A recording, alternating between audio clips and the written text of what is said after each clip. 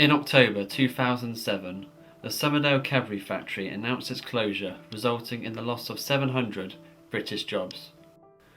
This film focuses on Stephen Packer, a worker of 23 years. I am a very outgoing person, have a go at anything. I'm a very friendly person as well, very good to get on with. Like, work with loads of people, and they know me and I know them. Sort of like, and if any of us get stuck doing anything, then we just all work together to get the job done. At the age of 6, Stephen was involved in a traffic accident in which he lost both of his legs. We asked Stephen's father to describe the events. I was on nights that particular week, and I just got out of bed, and I was coming down over the stairs, and there was a hell of a screech of brakes, and of course you just run out. I ran out and seen what had happened.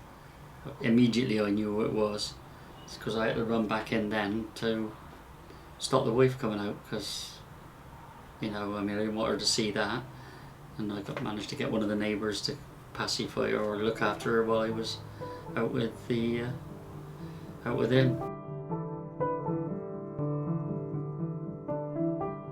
The only thing I can remember from the accident is waking up in Frenchay Hospital on the children's ward and not being able to talk, because I've been unconscious for quite a few weeks, and then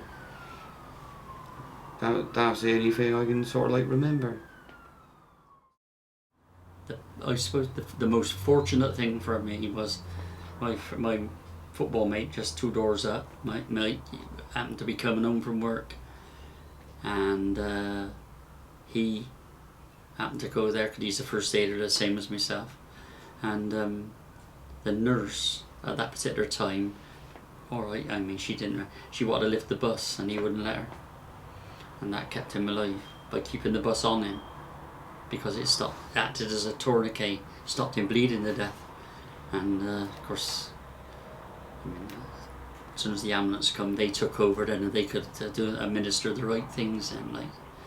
But for 3 weeks then, it was touch and go, because there was lots of things.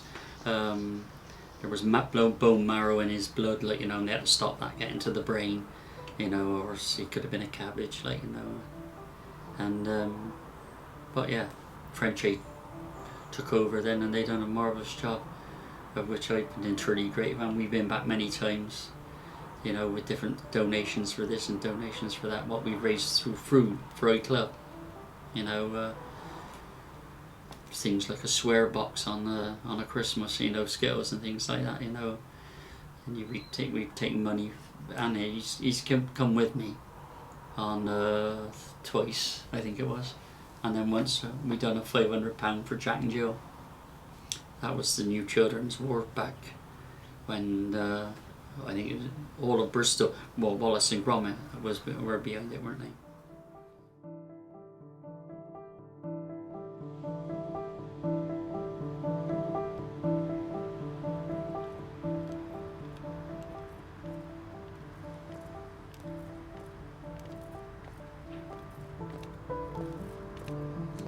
Yeah, I was working on a 4B, which was the stroller plant.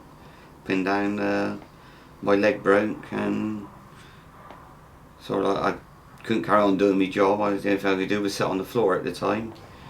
The nurse had to come up with a wheelchair, took me down to the medical department, where I had a spare set brought down, swapped over, and within 10 minutes I was back up doing my job again, to the delight of my manager, shaking his head, thinking, "Oh, what have you done?" And I just said to him, I said, "Anyone else breaks their leg, they're out for 6 months, whereas me, break my leg and I'm back working in 10 minutes.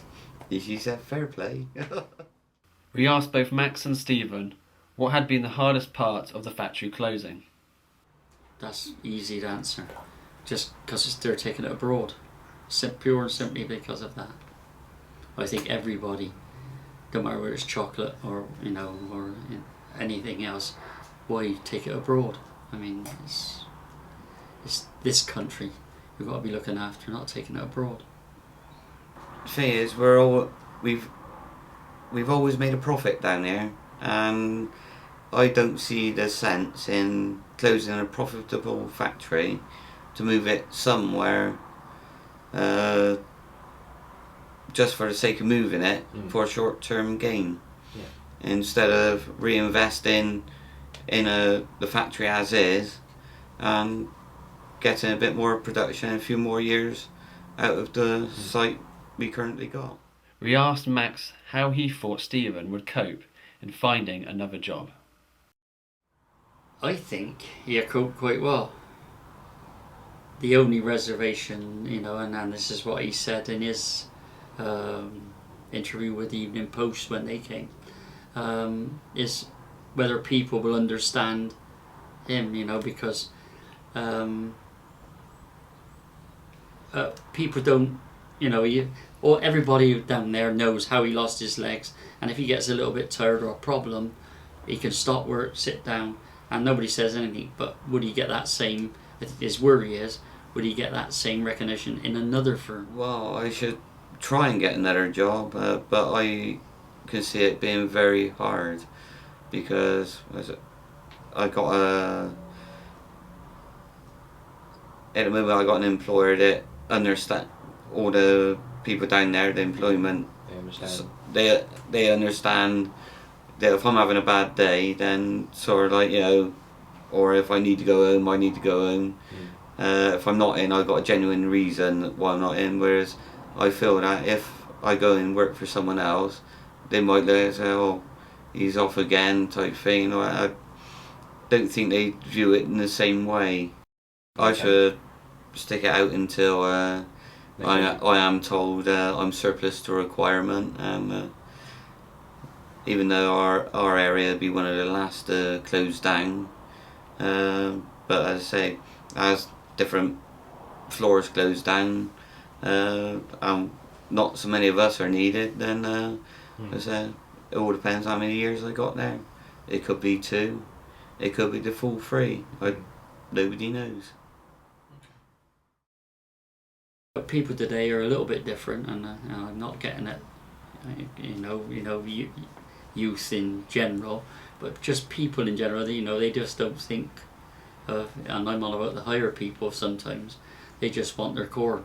They don't worry about a disabled person but I think Stephen will cope all right, and I can't say too much because, but he's been given a few assurances anyway of a few people in the area.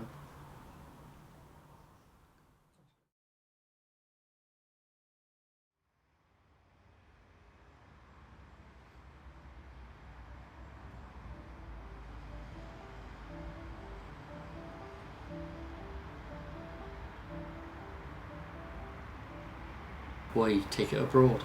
I mean, it's this country we've got to be looking after, not taking it abroad.